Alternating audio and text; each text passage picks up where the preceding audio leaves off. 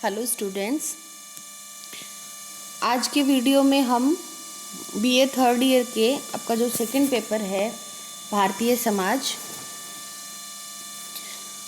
उसमें निर्धनता से रिलेटेड जो चैप्टर है वो हम पढ़ेंगे। इससे पहले भी इस पेपर के वीडियो में जैसा कि इसका नाम है कि भारतीय समाज मुद्दे और समस्याएं, उनके बारे में हमने फिर पहले के जो वीडियो हैं उनमें बात करी थी। तो आज के वीडियो में हम निर्धनता क्या है, निर्धनता से क्या अभिप्राय है, निर्धनता की अवधारणाएं, जो विभिन्न समाजशास्त्री हुए हैं उन्होंने निर्धनता के बारे में क्या परिभाषाएं दी हैं, इन सब के बारे में पढ़ेंगे।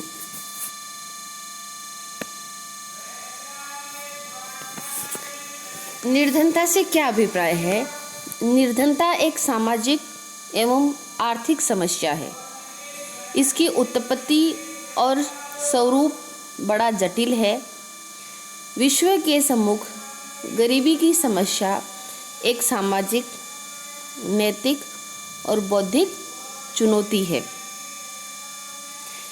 गरीबी एक सर्वव्यापी समस्या है। सर्वव्यापी मतलब गरीबी ऐसी समस्या है जो हमें हर जगह देखने को मिलती है और समृद्ध देश भी इसकी चपेट से नहीं बच सके हैं। जो विकसित देश हैं आर्थिक रूप से, वो देश भी इस समस्या से नहीं बच पाए हैं। मतलब उन देशों में भी ये समस्या कहीं न कहीं आज भी है। विश्व में गरीब देशों की संख्या इतनी है कि उन्हें तीसरी दुनिया के नाम से पुकारा जाता है। तीसरी दुनिया किसको? कि जो गरीब देश हैं उनको तीसरे देश के नाम से पुकारा जाता है। तीसरी दुनिया के लोगों को अच्छा भोजन, वस्त्र व मकान उपलब्ध नहीं है। भारत में भी ऐसे कई परिवार हैं जो औसत दर्जे का जीवन भी व्यतीत नहीं कर पाते। ये हम भी देखते हैं कि हमारे यहाँ पे भारत में भी बहुत गरीबी है। वे गरीबी से भयंकर रूप से पीड़ित हैं। सड़कों, फुटपाथों पे अपना दम तोड़ते हैं, भीख मांगकर जीवन व्यतीत करते हैं तथा लोगों की दया पर ही जीवित रहते हैं। ऐसी गरीबी भूख और मौत को जन्म देती है। आज गरीब और अमीर के बीच एक बहुत बड़ी खाई दिखाई देती है। हम हमारे आम जीवन में भी रोज़ देखते हैं कि गरीब और अमीर के बीच की जो अंतर है, जो खाई है, वो बहुत बड़ी होती जा रही है। आज भीषण विषमता को जन्म देने में औद्योगिक क्रांति का विशेष हाथ रहा है।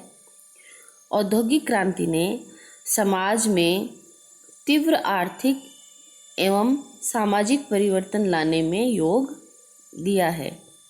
मशीनीकरण ने जहां एक और समाज में प्रचुर साधन उपलब्ध कराए हैं और समृद्धि को बढ़ावा दिया है, वहीं दूसरी ओर एक तीसरी दुनिया भी खड़ी कर दी है जो गरीबी और अभावों से त्रस्त है। औद्योगिकरण और मशीनीकरण का शुभारंभ आज के तथाकथित सभ्य और पश्चिमी देशों में हुआ है। उन्होंने अपनी औद्योगिक मांगों के लिए एशिया, अफ्रीका, दक्षिणी अमेरिका आदि महाद्वीपों के देशों में अपना उपनिवेश बनाया, उन पर अपना साम्राज्य स्थापित किया तथा वहाँ के प्राकृतिक स्रोतों का शोषण किया। प्राकृतिक भंडारों के खाली होने के साथ साथ उन देशों में गरीबी बढ़ी। आज विश्व स्पष्ट रूप से दो भागों में विभाजित देता है। एक तरफ वो देश हैं जो संपन्न हैं और दूसरी तरफ वो देश हैं जो गरीबी से त्रस्त हैं। गरीबी को दूर करने के लिए योजनाबद्ध रूप से बहुत सारे प्रयास किए गए। गरीबी के कारणों को ढूंढकर उन्हें दूर करने के प्रयत्न किए गए। परिणाम स्वरूप लोगों के जीवन स्तर में कुछ सुधार हुआ है। स्वयं गरीब भी अपनी दशा के प्रति जागरूक हुए हैं और वे इस भयंकर समस्या से मुक्ति पाने के लिए सजग और प्रयत्नशील हैं। गरीबी के अनेक सामाजिक और आर्थिक प्रभाव पड़ते हैं। यह केवल आर्थिक समस्या ही नहीं बल्कि एक सामाजिक समस्या भी है। निर्धनता, गरीबी क्या है ये पढ़ा। अब हम बात करेंगे निर्धनता की अवधारणा। कई समाजशास्त्रियों ने अपने अपने शब्दों में निर्धनता क्या है इसको बताया है, जो हम अभी चर्चा करेंगे। गिलिन और गिलिन के अनुसार, जो समाजशास्त्री हुए हैं उनके अनुसार, गरीबी वह दशा है जिसमें एक व्यक्ति या तो अपर्याप्त आय अथवा मूर्खतापूर्ण व्यय के कारण अपने जीवन स्तर को इतना ऊंचा नहीं रख पाता कि उसकी शारीरिक व मानसिक क्षमता बनी रह सके और उसको तथा उस पर आश्रितों को अपने समाज के स्तरों के अनुसार उपयोगी ढंग से कार्य करने के योग्य बनाए रखा जा सके। गिलिन ने गरीबी का संबंध जीवन स्तर से जोड़ा है। जब व्यक्ति की आय अपर्याप्त हो या वह उसे उचित ढंग से खर्च नहीं करता हो तो ऐसी स्थिति में वह अपने जीवन स्तर को बनाए नहीं रख सकता। जीवन स्तर के गिरने पर व्यक्ति की स्वयं की और उस पर निर्भर लोगों की शारीरिक और मानसिक क्षमता भी प्रभावित होती है।